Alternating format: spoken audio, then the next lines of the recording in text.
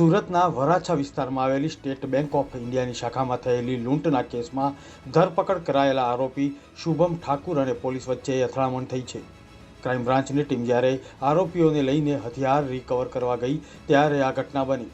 સુરતમાં Varachha SBI bank લૂંટના આરોપી શુભમ ઠાકુર અને પોલીસ વચ્ચે સામસામે ફાયરિંગ થયું। ક્રાઇમ બ્રાન્ચની ટીમ જ્યારે આરોપીને લઈને લૂંટમાં વપરાયેલા હથિયાર રિકવર કરવા સ્થળ પર પહોંચી ત્યારે આ ઘટના બની હતી। વેપન રિકવરી દરમિયાન આરોપી શુભમે પોલીસની પકડમાંથી ભાગવાનો પ્રયાસ કર્યો અને પોલીસ ટીમ પર એક રાઉન્ડ ફાયરિંગ પણ થયું। પોલીસના જવાનોએ સ્વબચાવમાં જવાબી ફાયરિંગ કરતા એક ગોળી શુભમના પગમાં વાગી। હાલ ઇજાગ્રસ્ત આરોપીને હોસ્પિટલમાં ખસેડવામાં આવ્યો છે। લૂંટના આ કેસમાં આરોપીઓએ જે રીતે પોલીસ પર હુમલો કર્યો તેનાથી સમગ્ર વિસ્તારમાં સનસનાટી મચી ગઈ છે।